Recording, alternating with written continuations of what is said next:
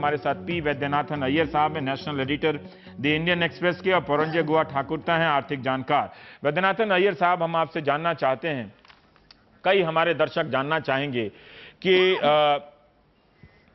ये जो कंपनियां हैं, ऐसा क्या इस देश के कानून में है जिससे वो, कई लोग कहते हैं कि उन्होंने कानूनी तौर पे कंपनियां बनाई है पनामा में और वहां पे निवेश किया है, और ये जो लॉ फर्म है फोंसेका वाली, वो भी यही कहती है कि उसने कोई फर्जी तरीके से कंपनी नहीं बनाई, कंपनियां बनाई। वो एक कार बनाने वाली कंपनी है, कार बना दी और कार उसके फैक्ट्री से निकल गई। क्या किया? तो क्या आप हमारे दर्शकों को बता सकते हैं कि ये खेल है क्या, जिससे वो आशान्वित हो जाएं कि उधर से कुछ काला धन पकड़ाएगा तो इधर कुछ आएगा? रवि जी, इसमें जो आपने जिस तरह से पूरी चीज को समझाया, वेरी इंटरेस्टिंग। मैं इस पे, जो पहले हमारे देश का जो कानून था, 2004 में पहली बार भारत ने भारत के नागरिक को $25,000 बाहर देश ले जाने का, हर साल $25,000 बाहर देश ले जाने की अनुमति दी थी। तो हमारे सबसे पहला खुलासा हमारे पनामा पेपर्स में इंडिया के तहत ये हुआ कि 2004 के पहले भी काफी भारतीय नागरिकों ने बाहर देशों में, जैसे ये टैक्स हेवन्स जिसे हम कहते हैं, जहां पे टैक्स नहीं देना होता है, जहां पे सीक्रेसी बहुत होती है, ऐसे देशों में लोगों ने कंपनीज खोली हैं, लोगों ने उसमें पैसा जमा किया है। तो ये तो सीधा कानूनी तौर पे गलत बात थी। ठीक है, 2004 के बाद हम आते हैं, 2004 से लेकर जब पहली बार भारत ने लिमिटेड कैपिटल अकाउंट कन्वर्टिबिलिटी का एक्सपेरिमेंट किया था कि $25,000 आप ले जा सकते हैं, उस समय भी रिजर्व बैंक ऑफ इंडिया ने ये साफ कहा था कि आप जरूर शेयर्स ले सकते हैं। मानो आप माइक्रोसॉफ्ट में इन्वेस्ट करना चाहते हैं, थोड़ा पोर्टफोलियो हमारा डाइवर्सिफाई करना चाहते हैं, तो आप जाके माइक्रोसॉफ्ट के शेयर खरीद लीजिए। रिजर्व बैंक ऑफ इंडिया ने यह नहीं कहा कि आप जाके बाहर में एक कंपनी जो बनी बनाई आपको मिल रही है उसे खरीद लीजिए, अब फिर आप उसमें जो कंपनी से जो करना है कीजिए, आप कुछ और पैसा भी डाल दीजिए उसमें, आप वो कंपनी का पैसा कहीं और भी इन्वेस्ट कर दीजिए, ये सब तो नहीं कहा था। अब तीसरा दौर था जब ये कंफ्यूजन था मार्केट में कि आप सिर्फ शेयर खरीद सकते हैं या कंपनी खरीद सकते हैं। तब 2010 में रिजर्व बैंक ने अपने फ्रीक्वेंटली आंसर्ड क्वेश्चंस में साफ साफ कह दिया कि आप बाहर जाकर कंपनी सेटअप नहीं कर सकते। तो इस दौरान 2010 से लेकर 2013 तक भी, जब फाइनली अगस्त 2013 में भारतीय रिजर्व बैंक ने कहा कि आप जाके बाहर कंपनीज भी खोल सकती हैं, उस दौरान भी लोगों ने कंपनीज खोली है।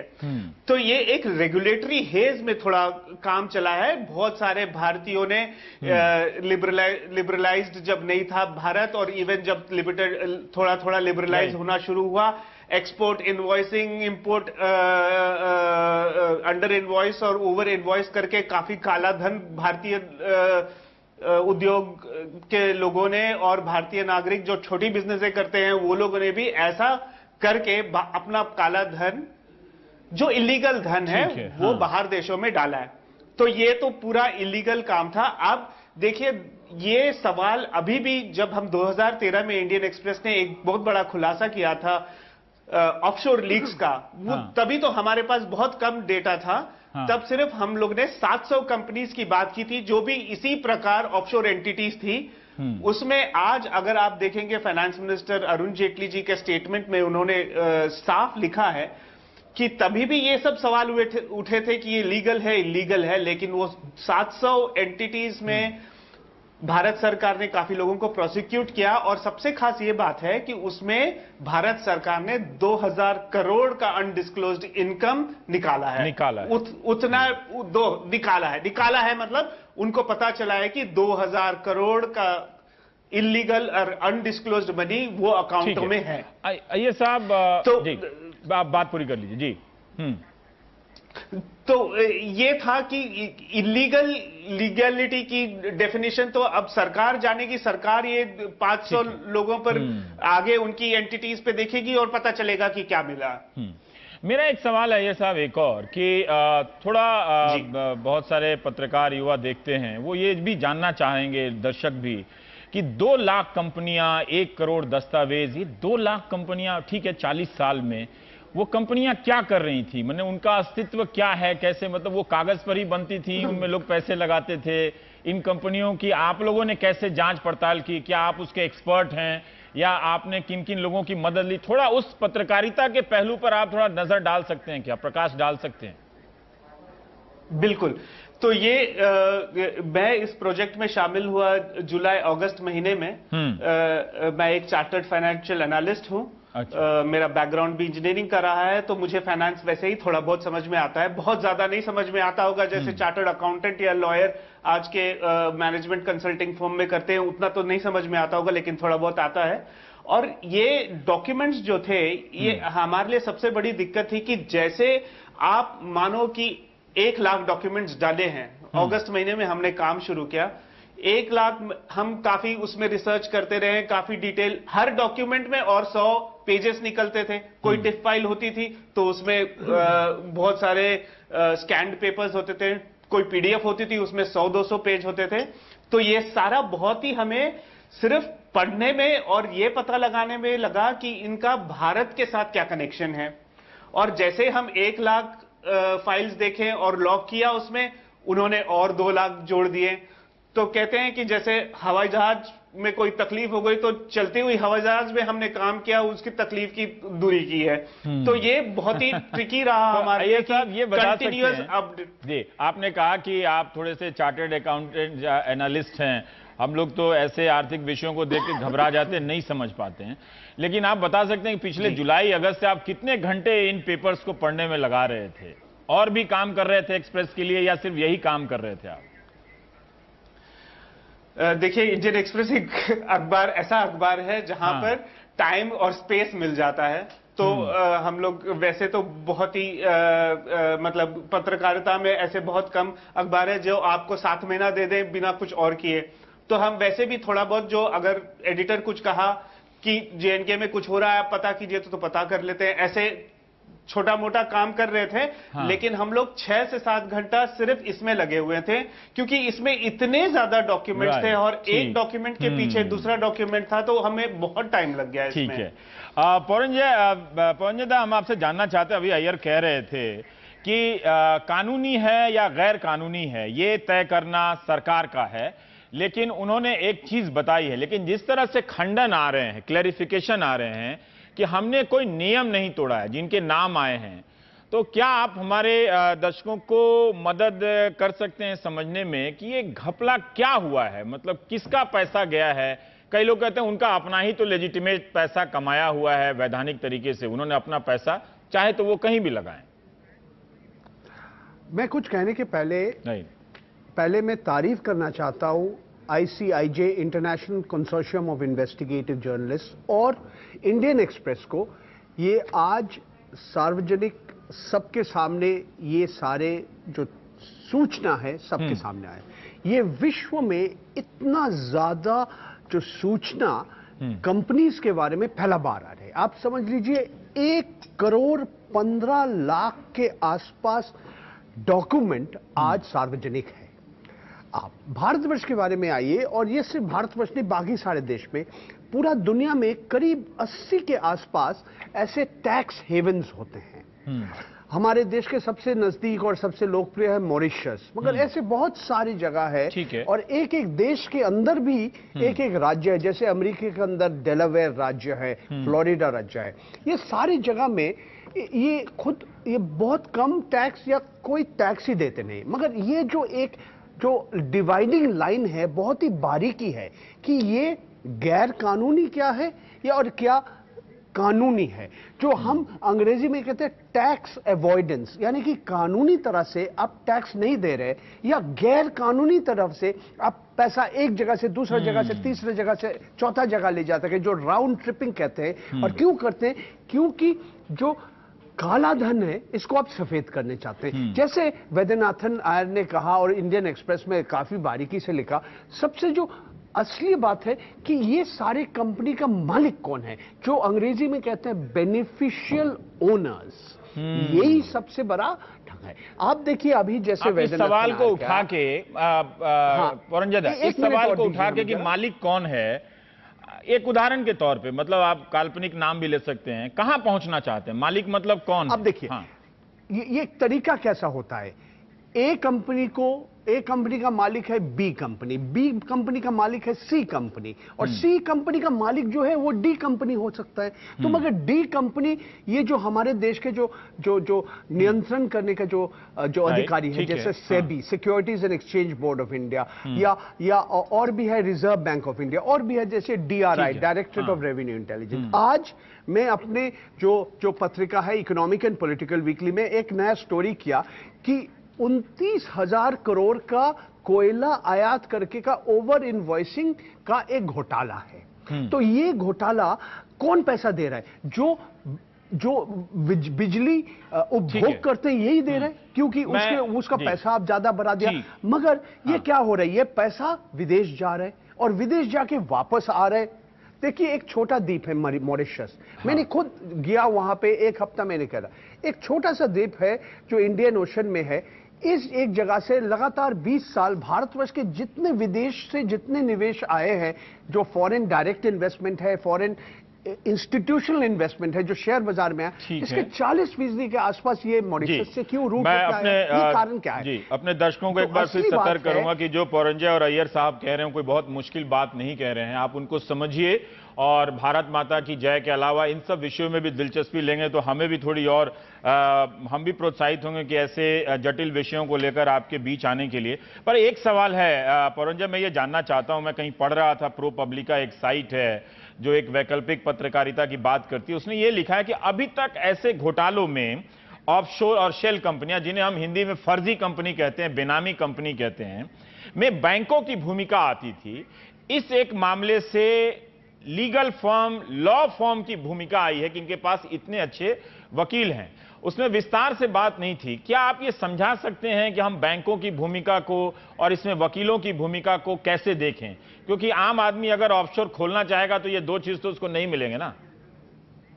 ये जैसे कंपनी है जो पैनामा का मोसाक फोंसेका, ये लोगों को रास्ता दिखा देते हैं। आप एक साइड में वकील है, एक साइड में आप सरकारी अधिकारी होते हैं, एक तरह से आपका जो क्या कहते हैं, कंपनी का मालिक होते हैं, जो बड़े बड़े पूंजीपति होते हैं, इन लोग के बीच एक गठबंधन होता है। वो रास्ता दिखा देते हैं कि आपका जो पैसा है, हम कैसे, जो आपका जो आयकर अधिकारी है, आपका जो जैसे रिजर्व बैंक है, आपका जैसे securities and exchange board of India, इनको असलियत निकलने में जो असली जो मालिक जो बेनिफिट करते हैं, जो फायदा उठाते हैं एक कंपनी का, ये मिलना बहुत मुश्किल होता है। जो एक तरीका होता है फॉरेंसिक ऑडिटिंग, यानी कि आप एक तरह से जासूसी तरह से लिफ्टिंग द कॉर्पोरेट वेल, जो एक कंपनी के पीछे जो दूसरी है, तीसरी है, चौथा है, ये असलियत बन।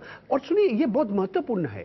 आज सीरिया में युद्ध हो रहे हैं, आज दुनिया में ऐसे ऐसे जगह में है जो गैर कानूनी तरह से पैसा इनको कहां से मिल रहा है? ठीक है, ये जो पैसा जो अत्याचार करने के लिए, युद्ध करने के लिए, ये पैसा कहां से आ रहा है? ये सारे टैक्स हेवन्स का पैसा है। तो लोग हमें मालूम नहीं है ये पैसा का मालिक कौन है। ठीक है, मालिक को कभी पता चलना चाहिए। क्योंकि एक अय्यर साहब, एक भारत के वित्त मंत्री ने एक बात कही है, अपनी बात को उन्होंने दोहराई है जो पहले उन्होंने कभी कही थी, कि वो कहते रहे हैं कि इस तरह के टैक्स पनाह गाहों में, टैक्स हेवन में जो पैसे रखे गए हैं, इनके खिलाफ जनता की तरफ से एक प्रेशर आ रहा है, दुनिया भर में नेताओं की तरफ से मूवमेंट आ रहा है, और नए नए कानून ऐसे बन रहे हैं 2017 में जिससे इसको रोक लग जाएगी। और मैं एक डेटा देख रहा था, प्रो पब्लिका में ही पढ़ा कि वर्ल्ड बैंक, IMF और यूनाइटेड नेशन और 139 देशों के केंद्रीय बैंक, जैसे हिंदुस्तान का रिजर्व बैंक है, उसको हम केंद्रीय बैंक कहते हैं, इनका अनुमान है कि 21 से 32 खरब डॉलर, जिसे अंग्रेजी में आप 21 ट्रिलियन डॉलर कहते हैं, मतलब 1387 खरब रुपए भारतीय रुपए में। हिंदुस्तान का तो कितने साल का बजट शायद इसमें निकल जाए, इतना पैसा है सर। ये अय्यर साहब, मैं ये जानना चाहता हूं कि क्या आपको सचमुच लगता है कि दुनिया में इस तरह के कानून बन रहे हैं जिससे 2017 यानी अगले साल में ये प्रथा बंद हो जाएगी और इतना सारा पैसा लौट के आएगा? रवि जी, ये तो मतलब ये बहुत सपने दिखाने वाली बात है। सारा पैसा कभी लौटकर सब नहीं आएगा, बिकॉज जैसे ही आप कानून बदलते हैं, जैसे अभी आप बात कर रहे हैं, जैसे आपने कहा वित्त मंत्री कह रहे हैं कि नए कानून बन रहे हैं, आप ट्रांसफर प्राइसिंग की बात कर रहे हैं, आप गार की बात कर रहे हैं, या बेस इरोजन प्रॉफिट शेयरिंग की बात कर रहे हैं, ये सब कानून बनते हैं, इसको तोड़ने के लिए तो मोज़ैक फोंसेका भी बनता है। मोज़ैक फोंसेका एक लॉ फर्म है, ऐसे 5-6 बड़े फैक्ट्रीज हैं कंपनीज बनाने वाली, जो लाखों के तादाद में रोज हर दूसरे दिन कंपनीज बनाती हैं। वो आपको कहती हैं हम डायरेक्टर दे देंगे, $100 दीजिए आपको एक डायरेक्टर मिल जाएगा, आप $200 दीजिए आपको एक शेयर होल्डर मिल जाएगा, आप $300 दीजिए आपका बोर्ड मीटिंग हम कर लेंगे, आप $25 दीजिए आपके मेल्स हम आपको भेज देंगे। तो ऐसा तो उनका जब फीस शेड्यूल होता है, आपके लिए वो सारा बैठकर साइप्रस या मॉरिशियस या कोई भी ऐसे छोटे देशों में, टैक्स हेवन देशों में बैठ के सारा काम कर देते हैं। और ये रोल्ड इनटू वन होते हैं। इनका तो मतलब बहरूपिया है, ये लॉ फर्म भी है, ये इन्वेस्टमेंट बैंकर भी है, ये कंपनी इनकॉर्पोरेटर भी है, ये सरकार से आपके डॉक्यूमेंट्स भी छुपा देते हैं, आपकी आइडेंटिटी भी छुपा देते हैं, आपका 2 घंटे में कंपनी भी बनवा देते हैं। तो ऐसे मोज़ैक फोंसेका जैसे बहुत सारे हैं जी।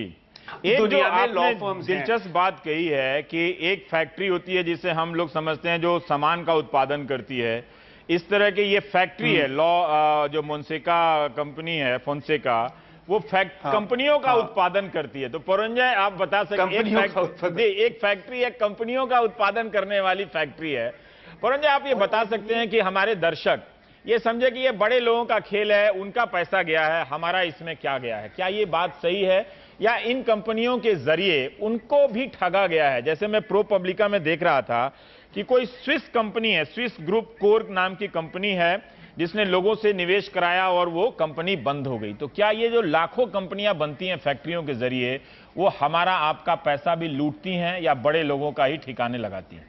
परंजय, देखिए, अभी जैसे वैद्यनाथन आयर ने कहा, ये एक कारखाना है। आप कानूनी तरह से आज भारतवर्ष से $2.5 लाख आप विदेश ले जा सकते हैं, यानी कि 1.5 करोड़ से ज्यादा आपने कानूनी तरह से ले सकता है। तो एक अगर कंपनी, एक व्यक्ति अगर 1.5 करोड़ ले सकते हैं कानूनी तरह से, तो इसमें आप 1 लाख जोड़ दीजिए, आपको एक अंदाज आ जाएगा कितना पैसा बाहर जा रहा है। हमारा देश कि यहाँ पे लोग निवेश नहीं कर रहे, यहाँ पे नौकरी लोगों का, अभी बेरोजगार भी है बहुत लोग, यहाँ पे अच्छे दिन अभी आए नहीं, यहाँ का युवाओं ने सोच रहे कब हमें नौकरी मिलेगा, मगर यहाँ से आप कानूनी तरह से इन लोग पैसे बाहर ले जा रहे हैं। ये पहला बात है। दूसरी जो बात है, ये जो शेल कंपनीज है, ये कंपनीज क्या है? ये कंपनी नहीं है, ये किसी वकील के दफ्तर में एक फाइल है। इसको शेल्फ कंपनीज बोलते हैं, इसको पोस्ट बॉक्स कंपनीज बोलते हैं। इसके अंदर कुछ है नहीं, मगर ये कारखाना के जो शेल कंपनी जो बेचते हैं, कौन खरीद रहे हैं? बड़े बड़े लोग खरीदते हैं। हमारे देश में आपका सबका नाम आपने ले लिया, अमिताभ बच्चन, ऐश्वर्या राय, डीएलएफ का केपी सिंह जी, और विदेश में व्लादिमीर पुतिन, बेनजीर भुट्टो के भी नाम है, नवाज शरीफ के नाम है, इसके लायनल मेसी का नाम भी आ गया। तो और भी नाम आने वाले हैं, कल परसों तक आप इंतजार कीजिए, और भी लोगों का नाम है। तो ये आम उपभोक्ता नहीं है। तो ये कौन उपभोक्ता है? ये कंपनी खरीदने वाले कौन है? जो बड़े बड़े पैसा जाएगा तो बहुत पैसे वाले लोग हैं, यही आते हैं। उसकी संभावनाओं पे अय्यर साहब और थोड़ा बता सकते हैं कि आप लोग जब काम कर रहे थे, दुनिया के इतने देशों में इतने पत्रकारों से कैसे आप लोग संपर्क कर रहे थे, और उधर से किस तरह से ये कॉपरेशन मिल रहा था? क्योंकि हम देख रहे हैं कि कई बार पत्रकारिता जो है वो मीडिया संस्थानों की मर्जी की पर निर्भर करती है। हो सकता है कि कुछ मामलों में आपको स्टोरी करने के लिए विदेश जाने की अनुमति मिले, लेकिन ये सब इतना जटिल है और काफी महंगा भी होता है। आसान नहीं होता है कि आप साइप्रस में जाकर या पनामा में 20 दिन रहकर जांच करें। तो ये जो पत्रकारों का एक अलायंस बना है, ऐसा ही कोई अलायंस भारत में बना दिया जाए, जो व्यापम जैसे घोटाले को लेकर, रॉबर्ट वाड्रा जैसे घोटाले को लेकर, शारदा घोटाले को लेकर 100 पत्रकार मिलके 1 साल लगाकर अगर खोजी पत्रकारिता करें, तो थोड़ा इसके बारे में भी कुछ बताइए। जी, ये इंटरनेशनल कोलैबोरेशन तो बहुत ही जबरदस्त था, क्योंकि हमने देखा इतना इंफॉर्मेशन शेयरिंग हो रहा था इस प्लेटफॉर्म पर, इसके लिए एक खास प्लेटफॉर्म बनाया गया था। हाँ। उसमें मानिए 50 टॉपिक्स जनरेट किए गए थे। जैसे एक टॉपिक था मानो सिर्फ फोर्ब्स लिस्ट, उसमें फोर्ब्स लिस्ट के बिलियनर्स जो लोग हैं, जो अरोड़पति खरड़पति लोग हैं, हाँ। वो लोग जो है उनका लिस्ट बनाया गया था। हाँ। एक लिस्ट बनाया गया था कि आप यहाँ पे कोई सरकार के डील में कोई कमीशन मिल रहा है तो उस पे अलग लिस्ट।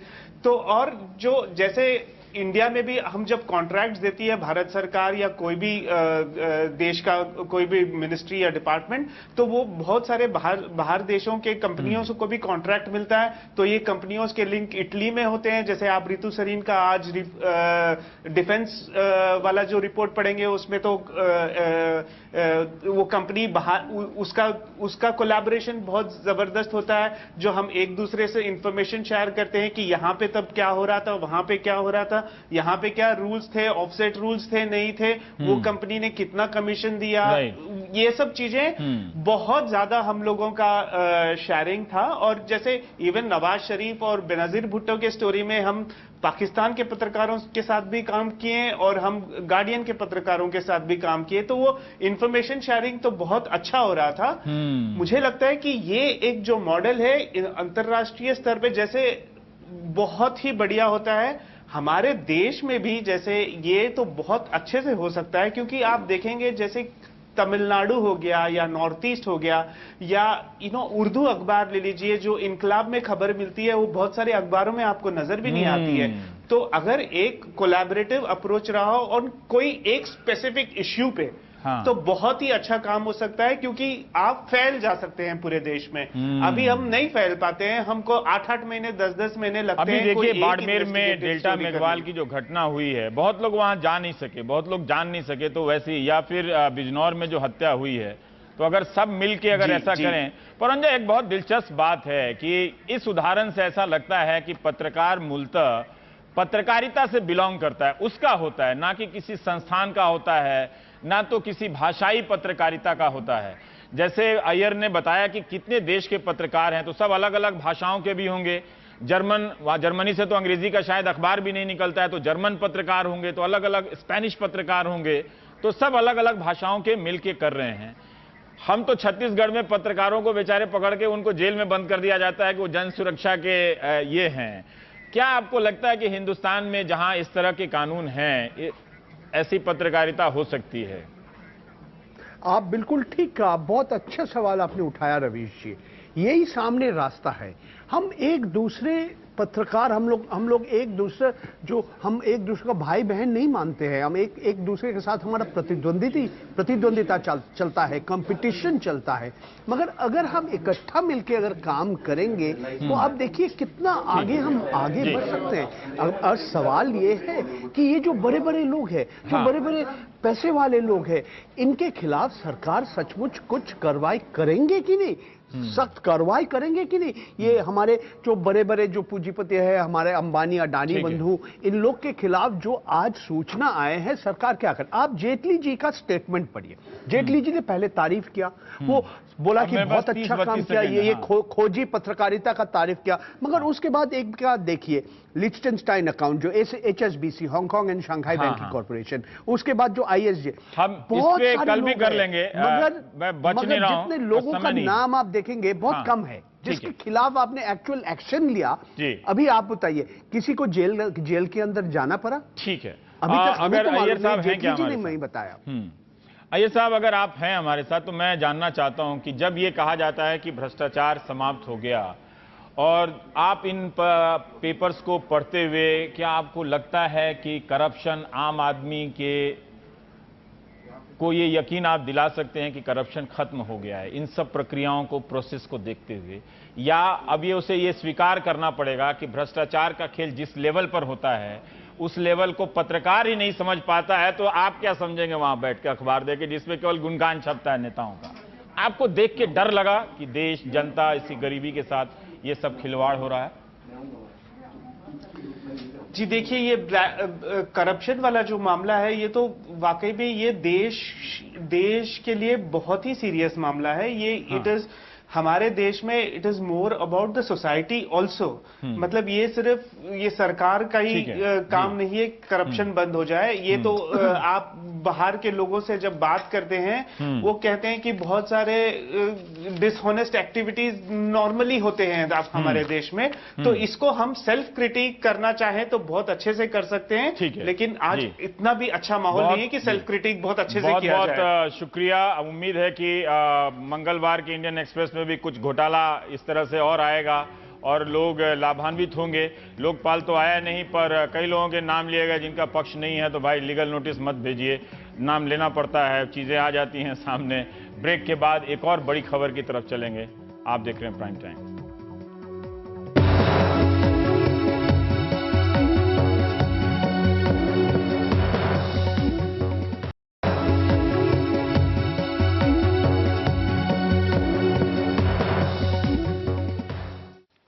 लखनऊ की विशेष सीबीआई कोर्ट ने 25 साल पुराने एक फर्जी मुठभेड़ केस में 47 पुलिस वालों को उम्र कैद की सजा सुनाई है।